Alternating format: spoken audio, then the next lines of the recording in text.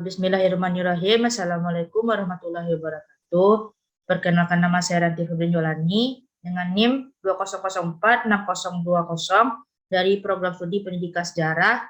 Di sini saya akan menjawab ujian akhir semester studi masyarakat Indonesia yang diampu oleh Bapak Dr. Novrion MPD. Inti soalnya yaitu keberagaman masyarakat Indonesia. Indonesia merupakan negara yang memiliki banyak keberagaman dari budaya, suku bangsa, agama, hingga aliran-aliran kepercayaan.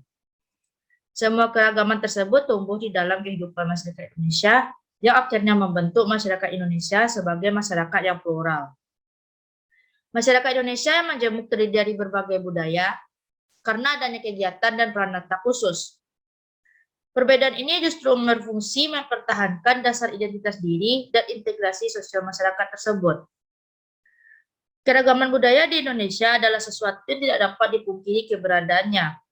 Konteks pemahaman masyarakat majemuk, selain kebudayaan kelompok suku bangsa, masyarakat Indonesia juga terdiri dari berbagai kebudayaan daerah bersifat kewilayahan, yang merupakan pertemuan dari berbagai kebudayaan kelompok suku bangsa yang ada di daerah tersebut.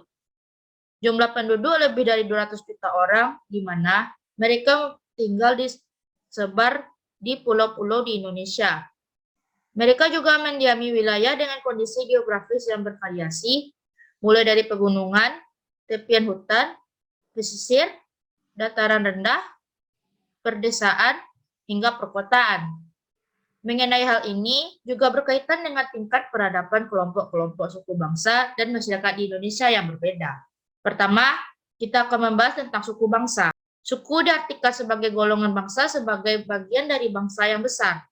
Sementara, suku bangsa adalah kesatuan sosial yang dapat dibedakan dari kesatuan sosial lain berdasarkan kesadaran identitas perbedaan kebudayaan, khususnya bahasa.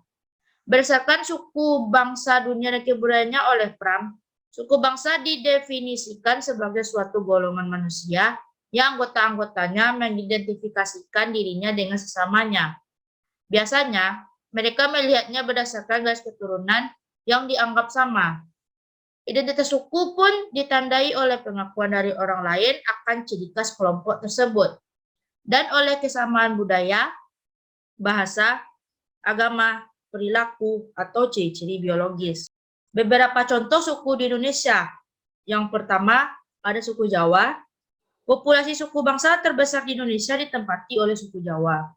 Jumlahnya sekitar 40,2% dari penduduk Indonesia.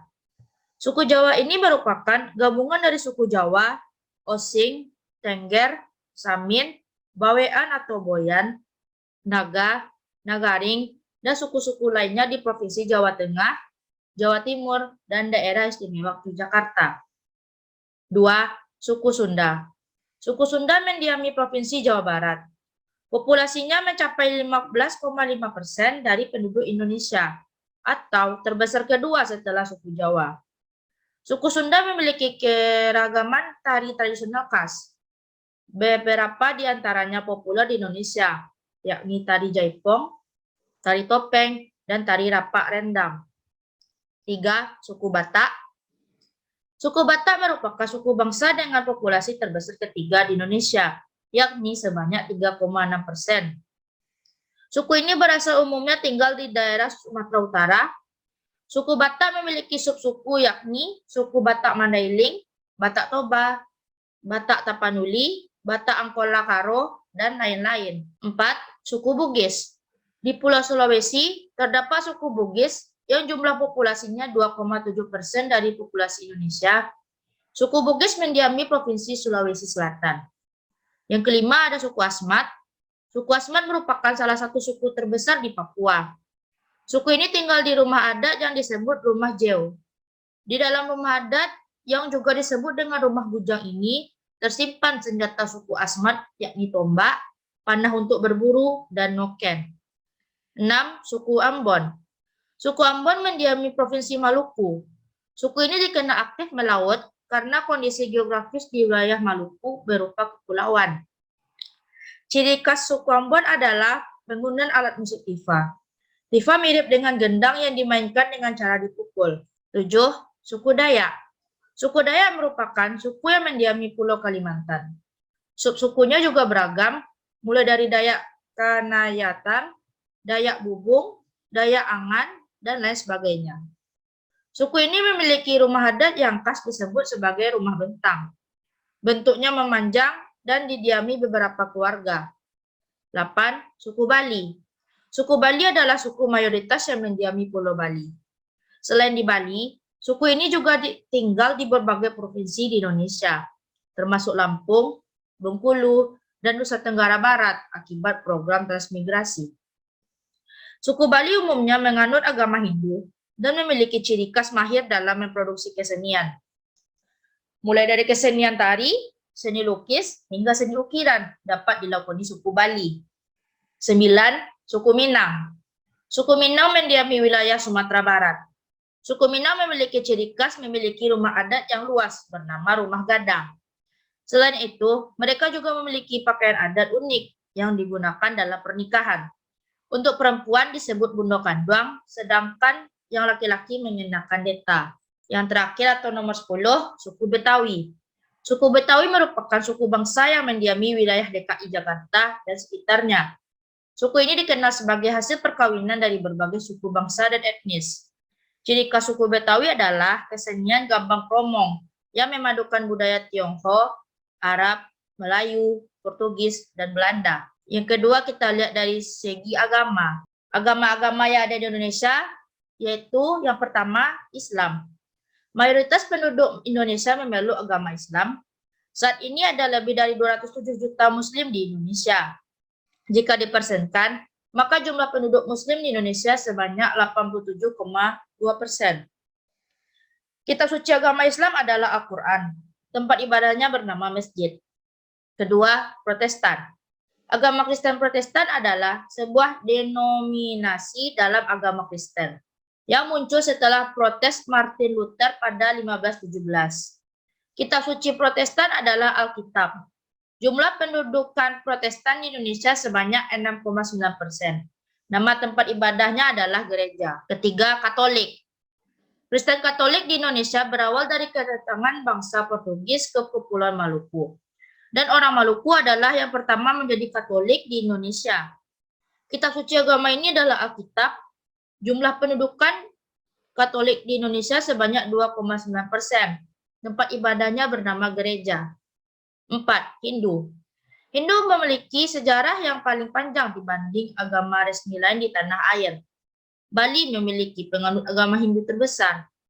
Kitab suci Hindu adalah Veda atau Weda.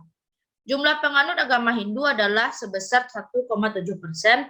Nama tempat ibadahnya adalah Pura. 5. Buddha.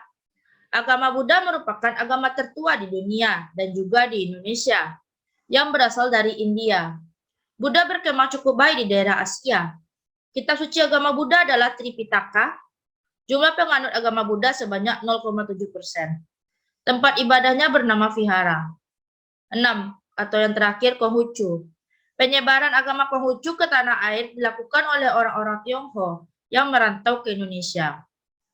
Si Su Wujing adalah nama kitab suci Konghucu. Jumlah penganut agama Konghucu adalah sebesar 0,05%. Nama tempat ibadahnya adalah Klenteng atau Litang. Ini adalah contoh gambar. Yang ketiga, kita membahas upacara adat. Beberapa contoh upacara adat yang ada di Indonesia. Yang pertama yaitu Tedak Siten dari Jawa. Tedak Siten adalah upacara adat yang berasal dari kebudayaan Jawa. Upacara ini memiliki arti menapakkan kaki ke bumi dan dilakukan oleh bayi berusia 7 bulan yang sedang belajar berjalan dan duduk. Makna dari Tedak Siten adalah agar sang anak bisa menjadi mandiri di masa dewasa kelak. Yang kedua yaitu Sisingaan dari Jawa Barat. Upacara adat berikutnya adalah Sisingaan yang berasal dari Jawa Barat. Tradisi ini sudah ada sejak zaman Belanda dan merupakan bentuk perlawanan pada para penjajah. Kini, Sisingaan digunakan untuk memeriahkan acara sunatan atau khitanan anak lelaki. Ketiga, Metatah dari Bali. Metatah atau Mependes merupakan upacara adat dari Bali yang cukup terkenal di Indonesia. Tradisi ini memiliki arti potong gigi atau mengikir 6 gigi rahang atas 4 gigi seri, dan 2 gigi taring. Metatah dilakukan oleh anak laki-laki dan perempuan yang telah beranjak dewasa. Tujuan dari upacara adat ini adalah agar anak laki-laki dan perempuan dapat terhindar dari hal negatif atau tipu. Yang keempat yaitu ngaben dari Bali. Salah satu upacara adat paling terkenal di Indonesia adalah ngaben yang berasal dari Bali. Ngaben merupakan tradisi orang Bali untuk menghormati orang-orang yang meninggal. Orang-orang yang melakukan upacara adat ini akan membakar jenazah, kemudian menghanyutkan abunya ke laut atau sungai. Yang kelima, Iki Palin dari Papua. Suku Dani di Lembah Papua memiliki upacara adat yang cukup ekstrim di Indonesia. Untuk mengungkapkan kesedihan mereka pada anggota keluarga yang meninggal, mereka akan memotong jarinya. Hal ini bermakna agar malapetaka yang terjadi pada jenazah tidak terulang kembali. Keenam, yaitu tatung dari Kalimantan Barat. Sama seperti debus di Banten, masyarakat Kalimantan Barat juga memiliki tradisi ekstrim bernama tatung. Tatung yang bermakna roh dewa umumnya terjadi ketika perayaan Cap Gomeh di Singkawang. Konon, kamu harus melakukan puasa makan daging setiap tanggal 1 selama 15 bulan penanggalan Cina untuk dapat melakukan tatung. Yang terakhir atau yang ketujuh ada Rambu Solo dari Sulawesi Selatan. Tradisi kematian lainnya yang masyarakat Toraja lakukan adalah Rambu Solo. Rambu Solo merupakan ritual terjadi ketika ada seorang anggota keluarga yang meninggal. Anggota keluarga yang dekat dengan orang yang meninggal harus merawat jenazah dengan memberikan mereka makanan, minuman, rokok, sirih, dan hal-hal lainnya. Upacara adat ini memiliki makna yakni untuk mencegah kemalangan terjadi pada jenazah tersebut. Sekian, terima kasih. Baiklah, hanya itu yang dapat saya sampaikan. Mohon maaf apabila ada kata-kata yang salah. Saya akhiri dengan wabillahi taufiq wal hidayah. Assalamualaikum warahmatullahi wabarakatuh.